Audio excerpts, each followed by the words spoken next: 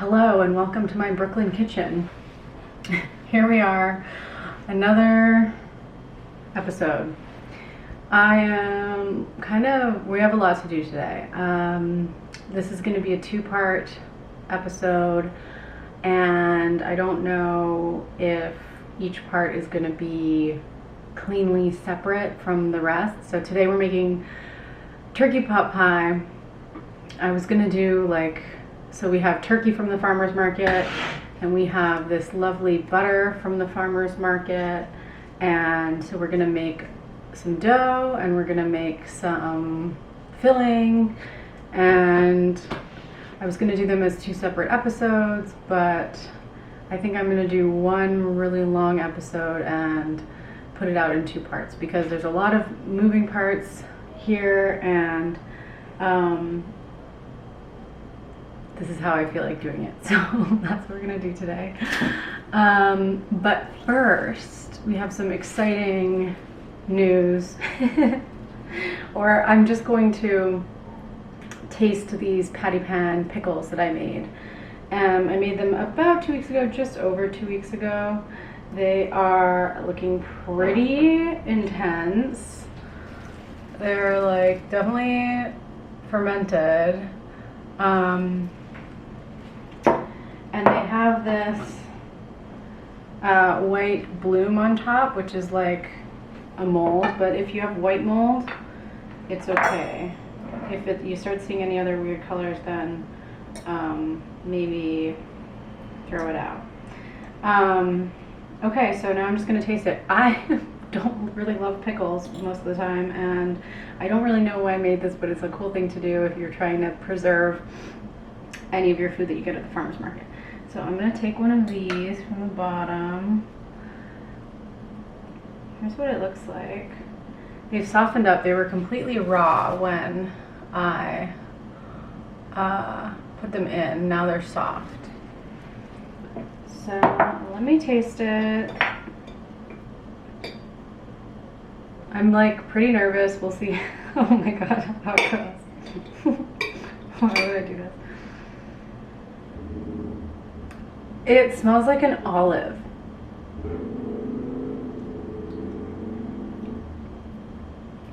Oh, it's delicious. Oh, it tastes like olives. Mmm.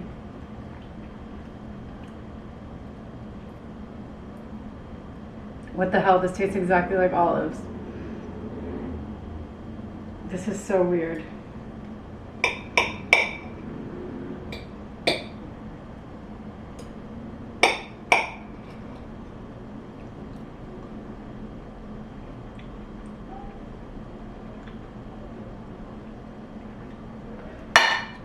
Okay, I just made olives out of squash, so that's cool. Wow, that's super weird. Okay, cool. I mean, who knew? I was so scared. Okay, this is yummy. Okay. Nailed it again. But since these are done fermenting, they're at the stage that I want. I'm gonna put them in the fridge to stop the fermentation. And I'm just gonna clean up this plate, and then we'll get into the turkey. Farmer's market on. Go down to the farmer's market to see what we can find. Okay, the kettle is boiling. But that's for later. Right now we have our turkey legs, and we are going to put them into some water and get those boiling. And I'm not adding anything into the water, just the turkey legs, and we're gonna make a little really clean, no other flavors, turkey broth. And that's what we're gonna make the filling out of. So if you want to add other things, if you want to make a full broth with onions, carrots, celery, and bay leaf and all those things, then that's really great. I'm a little sparse at the moment, and I don't feel like going to the grocery store. So I'm just gonna plop the turkey legs into some water and get them boiling. Okay, we're doing an experiment today. We have our all-purpose flour. So I want to make, instead of making a classic pie crust, you can definitely make a classic pie crust for this. I already have a video on that, so if you want to check that out, you want to make this, you know, filling and everything, but then you want to do it with like a regular crust, check out the pie crust video that I made when I was making apple pie. This one I'm doing something a little different. So I'm inspired by the texture of the dough of scallion pancake, or the Chinese scallion pancake, and I thought I could make some really nice layers of puff pastry with starting the dough like scallion pancake style dough. So you'll see what I mean. It's kind of probably easier if I just show you what I'm doing. So, and I've never made this before, and I don't know the ingredient amounts, and so I'm just experimenting, but maybe one day I will retest this and you'll get all the ingredient amounts. So, buy my book. Okay, so I'm just gonna dump this flour in here. Oh crap, that's probably a lot, but that's okay. It's good to make a lot of dough, because when you're making dough, you're making dough. And it's sometimes nice to not be making dough, just have it on hand, like in your freezer or something. So, okay, I have this flour. And the other thing is, like, having an excess amount of flour is generally better, because the dough will absorb as much flour as it needs. And it will like leave the excess flour around the outside. And anyway, yeah, let me just get to it. I'm just talking a lot. So I'm dumping this kettle was just boiling, so it's like just under boiling water, and I'm dumping this into the flour mixture. You know what, before I do that, I might add a little salt. I don't know if that's going to change anything here, but that might change something, but I want to add a little salt, so there you go.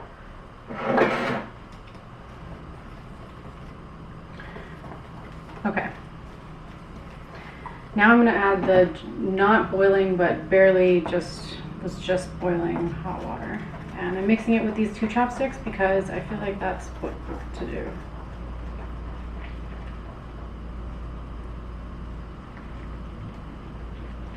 Okay. I don't want it to be too wet.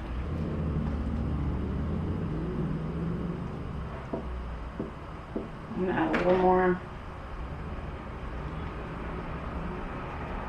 Okay.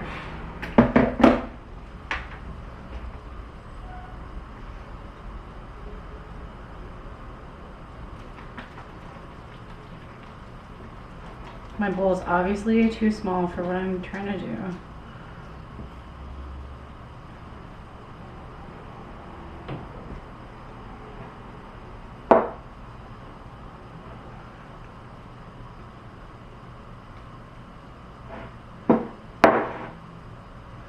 Okay, I'm just gonna dump it out on the counter. No, I'm gonna keep stirring.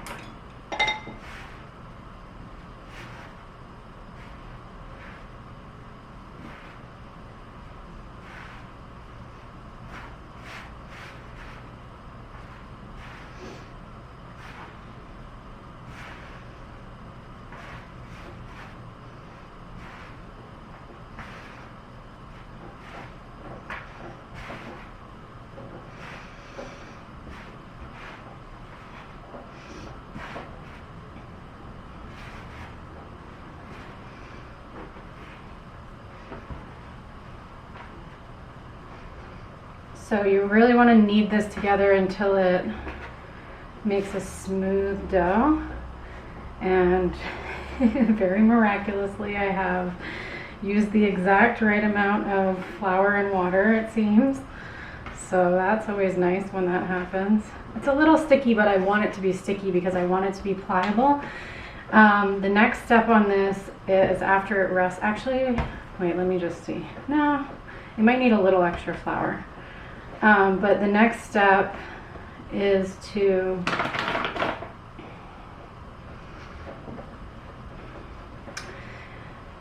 smush the butter in between in between layers of this and create a lot of layers. So I'm kind of trying to make a puff pastry, but without the yeasted dough, and just doing an experiment. So yeah, you want this dough to be tacky, but not sticky. And so I'm just on the edge of that. I'm feeling it being a little sticky, so I'm just gonna add a tiny bit more flour on my work surface.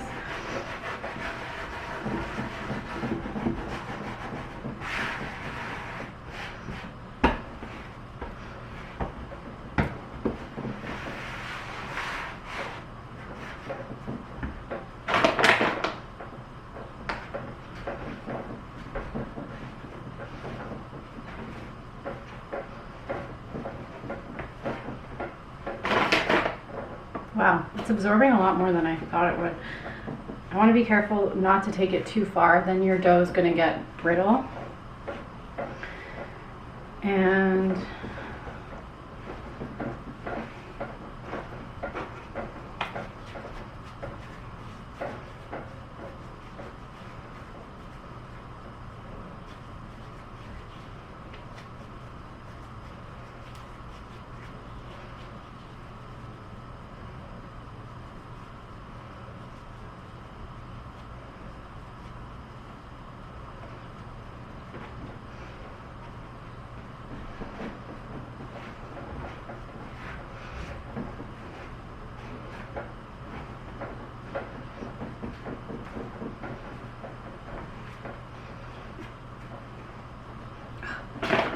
more flour.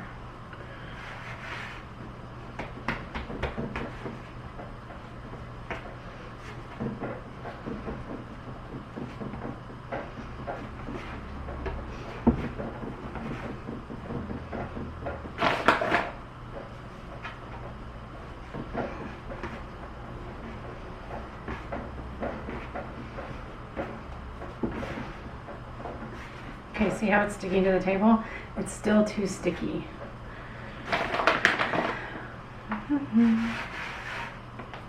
But also it's looking pretty smooth, so I might let it err on the slightly sticky side and just let it rest.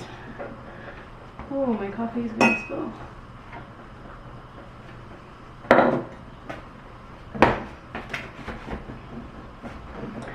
So yeah, I'm not going to add any more flour, even if it's, well, I shouldn't say that, but I've already added so much. I don't really want to add any more.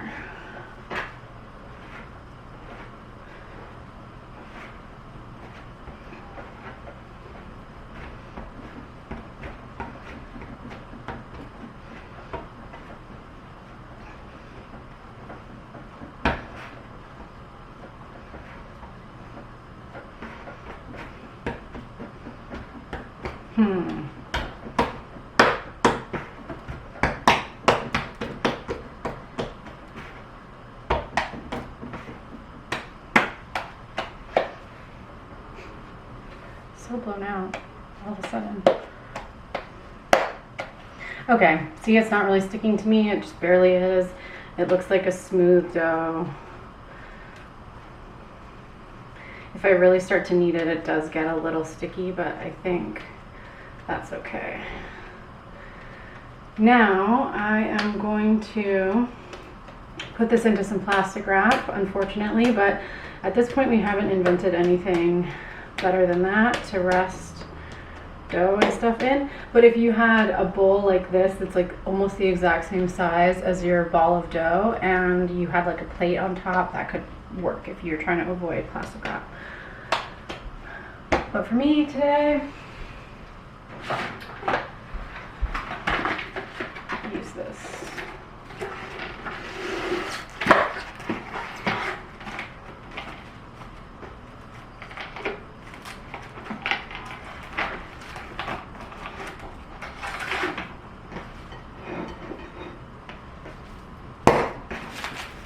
Okay, I'm gonna rest this in the fridge for probably 2 hours, but I don't want to, but I think that's what it means.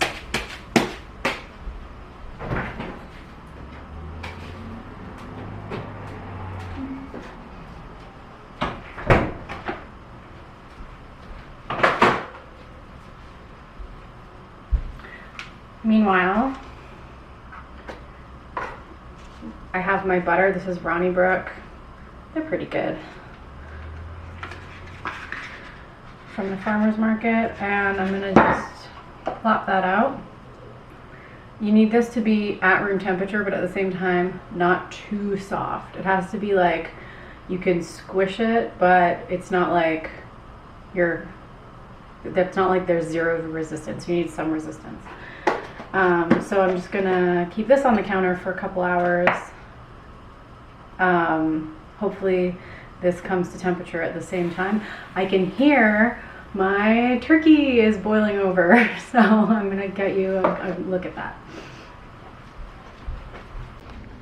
Okay, we have some scum to skim, but other than that, it's looking good. I'm gonna let this go for also probably around 2 hours to get all that. We want the turkey legs to be really tender, and if it was breasts it would be different.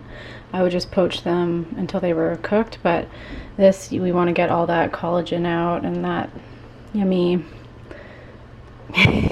connective tissue. We need all that to break down. So I'm going to skim some scum, and then we can well, I'll just let this keep going. While we are waiting for everything to do what it needs to do, we are going to cut up our vegetables that are going to go inside our chicken pot pie, turkey pot pie. The thing is, you can put whatever vegetables you want. I was considering maybe putting in a potato, or a peas would be nice if it's like the springtime and you have peas. That could be really, really yummy to put inside. But also just carrot, celery, onion, and these are maybe the oldest carrots. These are from the farmer's market though, so they really lasted. Again, good integrity, not too flop either. This is like a month-old carrot and it's still like doing great, you know? Carrots store well when they are not super old. So I guess don't try that with a supermarket carrot, but anyway, that's another story. I'm gonna give these a little wash, and then I'm just gonna chop them up.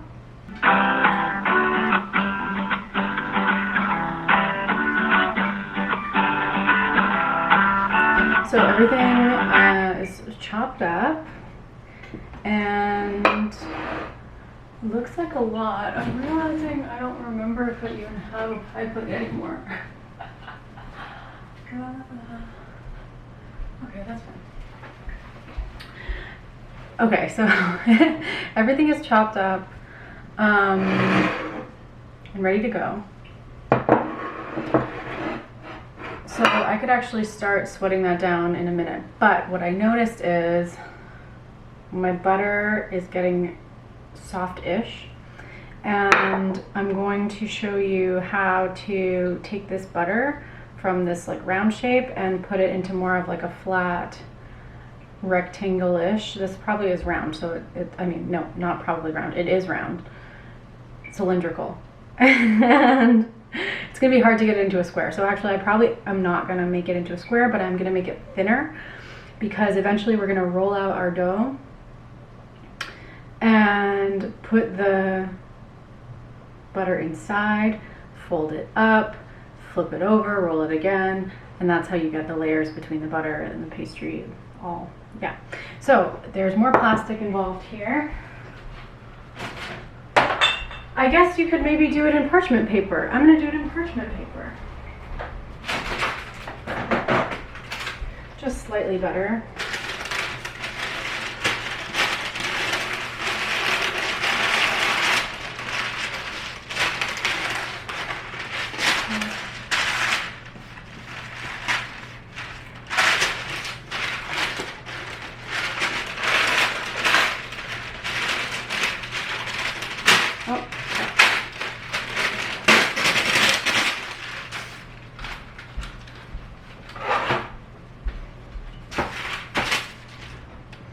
Okay, butter goes in.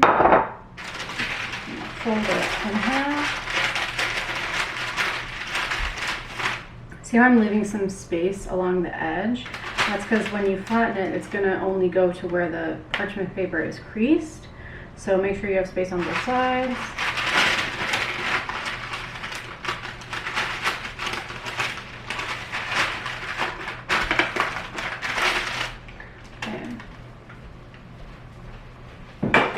Now,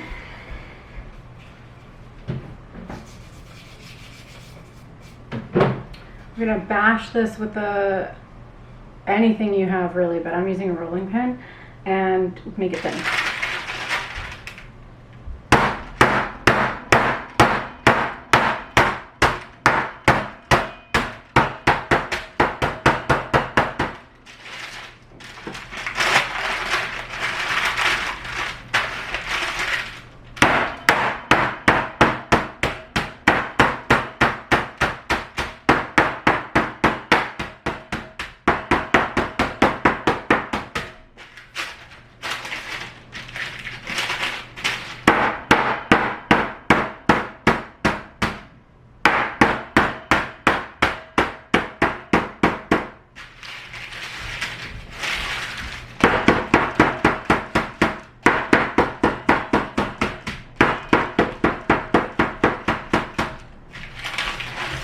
Okay, so we're like about 1 centimeter thinness.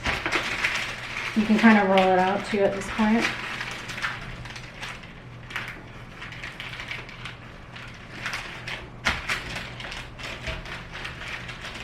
Okay, now let's see how long we have left. I think I'm going to put this in the fridge so it doesn't get too soft. I'll show you what it looks like first.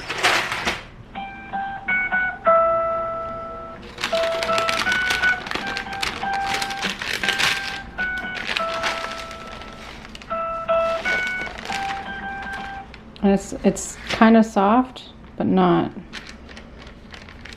too soft that when I bashed it, it squashed everywhere. So that's in the fridge. I'm going to start sweating our carrot, celery, and onions so that is ready once our broth is ready, and one more hour until our broth is ready. But still, it's good to start sweating these down. You want the carrots and everything to get really soft. So I'll show you what that looks like when it's done. You know how to sweat things. I've been showing you that all this whole time.